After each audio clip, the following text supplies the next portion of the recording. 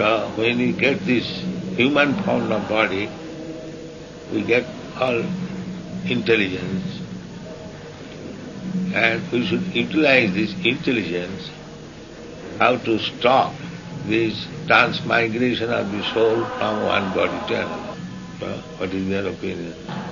If there's a certain criteria of proof or a certain evidence that we can know for certain that there actually is such transmigration of the soul. Yeah, just like the baby the soul is transmigrated from baby's body to child's body to boy's body to youthful body. So the body vanishes, and because the soul remains, he gets another body. Now I am old man. I remember I had a child's body. I was lying down. I quite remember it. But that body is not existing. So this is the example. Everyone has experience. This is transmigration of the soul from one body to another. And at the time of death, the psychological condition of the mind will carry me to a suitable body. And I shall enter into the womb of my mother through the semen of the father, and the mother will give it a particular type of body, and when it is completely manufactured, then I come out and begin my living. Therefore we find varieties of forms, but in each and every form there is the soul. Now, in the human form of life, we should utilize our intelligence that this constant change of body, how it can be stopped. And we should remain in our eternal body. I am eternal, but psychologically I am simply changing different forms of body, and at the time of change of body I have to undergo so many sufferings. To remain within the womb of the mother for 10 months in packed up condition, it is very terrible punishment. But for each new birth we have to undertake this terrible suffering. Sometimes nowadays they are being killed. So to avoid all these dangers, one should try to remain in his spiritual body so that there will be no more chance of accepting material. Janma karma me dibbam vijanati tattva tattadeham punarjanma naiti mameti. She wants to know what disciplines we have, what practices we have. She had a misunderstanding. She said for the beginners. So I was explaining that it's the same for the beginners. The main principle is to understand spiritual subject matter, one must be sinless. Jesam tvantagatam papam jananam punyakarmana te dandamaha nirmukta bhajanti man viraprati. More we can understand spiritual matter. Therefore, among our students, the four principles are private. He says if to be sinless is not something more profound than simply restricting the body from some things, that there's not a more profound aspect of sinlessness. The body is just like if you have got high fever, you cannot act your brain. You cannot act your brain. Similarly, this is also like fever, sinful fever.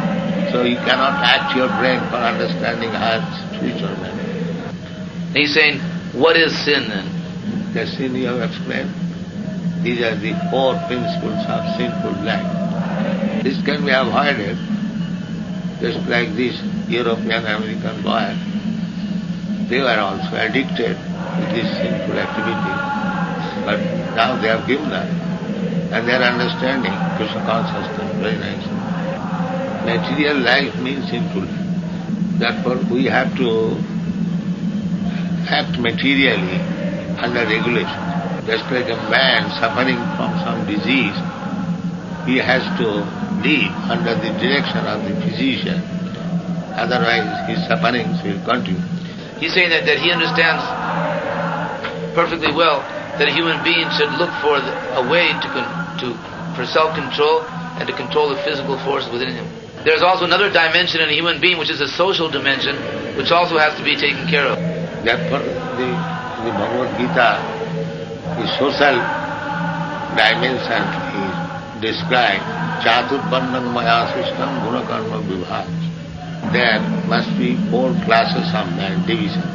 Just like this body is divided into 4 departments: the brain, the arm, the belly and the leg. So, the society should be divided into 4 divisions. The brain division, the arm division, the belly division and the leg division. Leg division means ordinary worker. And all of them should cooperate for keeping the body fit. If this system is followed, then the whole human society will be working very nicely. At the present moment, there is no brain. Therefore, everything is chaotic. So our Krishna consciousness movement is creating some brain. A man may be very stout and strong, but if he has no good brain, it is useless. Similarly, at the present moment, there is education, there is money and everything, but because there is no brain, the whole thing is in chaotic. The first defect is in education that the present leader, he does not know what is the aim of life. Neither the people know that there is reincarnation or transmigration of the soul after death. So basically they are brainless.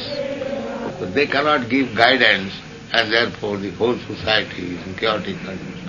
If our chanting is a form of prayer. Yes, chanting is a spiritual method for cleansing our heart. Because all dirty things are there in the heart. If the heart becomes clean, then we can understand things as they are. First misunderstanding that everyone is thinking that he is this body. This is due to ignorance. So, when one is clean, he can understand that he is not this body. He is separate from the body. He lives within this body. Therefore, when the person leaves this body, it is dead lump of matter. So people are giving more importance to the lump of matter than to the real person within the body. Just like a bird is within the cage is being washed very nicely and no food to the bird. Therefore the bird is in disturbed condition and is crying, can. This is giving stress on the cage, not the bird within the cage. Neither do they know that the living being is within this material. Can someone achieve self-realization without a guru, or does he need a guru? I do think like that. Is there anything within this world which can be learnt without guru? Even if you become an ordinary carpenter, you have to learn from an expert carpenter. So how you can imagine to learn the topmost subject matter without guru? This is Vedic injunction is therefore tad vijnanatham sa gurumeva avigachet sutriyam brahmanistam samitva, like that. We must have a bona fide guru to train us in the understanding of spiritual matter. Guru means who knows the thing, who can teach you. That is Guru. Not a humbug Guru. But Guru means one who knows, tattva darshana, one who has seen the truth. He can become Guru. Tadviddhi panipatina pariprasnena sevaya upadakshanti tadjnanam jnanina tattva darshana. Give them prasad.